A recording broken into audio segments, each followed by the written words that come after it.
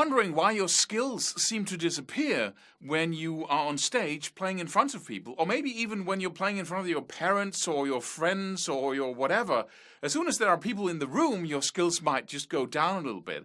And when you're on stage and, the music's playing and it's your time to play that solo, that might be the point where you just drop to, a tenth of the skills you used to have when you were at home practicing. Why is that? Well, there's a very simple explanation for that, and it's the same explanation in most other areas of life. The Navy SEALs has a saying that goes, "You do not rise to the occasion, you drop to your level of training." And that's said in another way, what you can expect to have available to you when you get into a stressful situation is what you can do unconsciously almost, is what you can do with no effort. And the same thing goes for martial arts, that when you're out, you can practice and train yourself to all kinds of things, but when you are battling another person, you will simply drop to that level where if it's a stressful situation, which it is because the other guy's kicking or punching you, right? And so you drop to that where it's almost instinct. And when you train something into your nervous system, you're adding to your instinct. So how do you make that punch happen is determined whether by the level of training you have. And the key word here again and again and again is mastery, because that's the level of mastery, really. If you can do something while talking to friends or while being on stage and being very nervous and you make that thing happen anyway, that means that you have mastery over that skill. Because you don't need to be the situation to be just right. You don't need to be the room temperature to be at a specific level, and you won't need anything. It's just easy. It's like easy. Could you brush your teeth in front of 1,000 people, successfully without failing? Of course you could, because you've been doing it 1,000,000 times. And the same thing goes for playing guitar. So there isn't really such a thing as showing off on stage, because it doesn't feel like showing off once you master it. We strive to get our skills, and then we imagine that when we get to the top of the hill, that it will feel amazing to master those skills. It does feel amazing, but in a very different way than because you master skills already. How do you feel amazing every day for being able to whatever it is that you master? What's easy to play on your instrument? That's really what you master. And you don't feel amazing about that every single day. It's cool because now you can play music and have fun, right? But it's not something that, whoa, I played those 2 chords without even thinking about it, right? And when you're on stage and you have perfect technique and you, whatever it is, or you play that perfect solo with no preparation because you're so good at improvising in whatever style of music, when you do that, then the whole feeling of, I'm going to show you my skills here disappears, because your skills feels like, it's just like brushing your teeth. It's not that hard anymore, so you don't feel that need, or most people don't feel that need of showing it off, because it doesn't feel like something special once you have it under your fingers and really have it under your fingers. So going on stage, which is my point here, going on stage trying to impress people is the worst point you can come from. And I came from that point every single time I went on stage when I was younger. And that made me really get the most amount of stage fright, because it was all a matter really of me being in that peak moment there where, I would show people what I could do on this instrument. And then my skills would drop, 50%, 75%, something like that. And I was equally frustrated every single time. It's not until you come to the point where it doesn't matter really, in that situation anyway, whether you show off or not. And you have to remember something that's very, very crucial. When I was in high school, I went on stage at some point and I played the Johnny Be Good solo, which is some of the simplest stuff,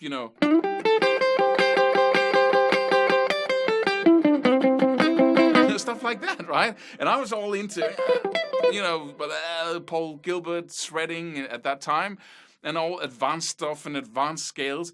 And so I played that solo, And it was the most amazing experience because people patted me on the back and said, "Way to go! That was amazing! That was awesome!" And we often forget that people, a general audience, doesn't really care about you playing, that alternate picking lick and getting every stroke right. We don't care about that. We just want to see you rock, if that's what you do, right? Or play a cool solo. They want music. They want an experience. And so when we go on stage trying to, okay, now everybody's looking to me to see how good I am. This is a test. It's not a test. Nobody wants it to be a test. People come to hear you play, not to hear you show off or to stroke your ego. So you can comfortably and safely just cut 50% of your skills and just go with that. Go with what works, right? Go with the simple stuff that really works, that you really master. And you'll have, and the paradox is, you'll have much greater success doing that when it comes to audience recognition than you have if you really try to, this is a test, right? And these days, people are recording everything, so you can be sure that if you're struggling to play a solo and you really, play the wrong scale, it's recorded for all eternity. So that puts an extra pressure on you. So you really don't have the option of going on stage trying to impress people because it's not going to work out very well. You have to lower your expectations of your skill level and raise the expectations you have of how much fun you can have with what you really want to play and really know how to play, really master, and the difference you can make for your audience using much simpler tools than you're used to when you're playing and practicing. Those two arenas are very different. So that's the main point here, and that's really the way to get out of stage fright, because stage fright comes. You need a healthy little push there where you're just a little bit nervous, because that really stimulates you to do your best. But when it becomes counterproductive and you play, you hate the situation and you're not really having fun and you're not doing your best anymore, then it becomes dysfunctional. And that is always because you're bringing yourself onto the stage as if this was a test of you, as if this had much to do with you. This is a team thing, right? You're playing in a band, right? And you're trying to give to people.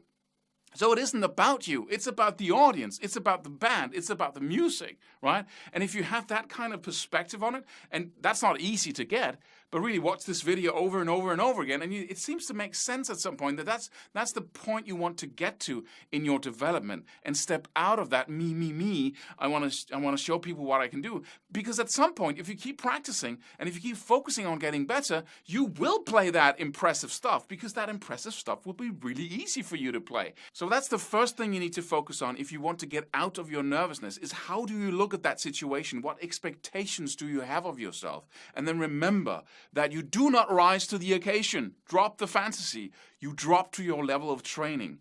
And that is the level of mastery you have over the things you really know how to play. Secondly, you can actually do something actively to desensitize yourself to that situation by making sure that you, on a regular basis, play in front of other people. Maybe your best friend, because that's the safest thing you can do. And then when that's nothing, you do that on a regular basis, just make sure you have your guitar nearby and then say, can I play a little bit for you? Because I get really nervous and my skill level drops drastically when I do so. So if I can just play a little bit in front of you, that will help me. And then you do that on a regular basis over and over again. And once that is comfortable, you add another person and you add another one. And then you perhaps, take your guitar with you, sit down in the street on a bench and play for people who are just walking by. And then you can, that's the only way out of it. You have to provoke that fear. You have to eat it up in little bits. And that's the only thing that really works, because your body needs to experience that you are not going to die by playing in front of other people, and they're not going to judge you harshly. Just don't play anything and upload it to YouTube, because people are just mad when they get the chance to be anonymous. And that can really, if you're not used to that, then that can really bring you down. When you get used to that, by the way, then that's absolutely nothing. You just get used to people calling you all kinds of things. So that's really also very useful when you get to that point. Using YouTube as a way of exposing yourself to negative feedback, and then just at some point just you don't care anymore, because those people are always out there. I'll see you in another video.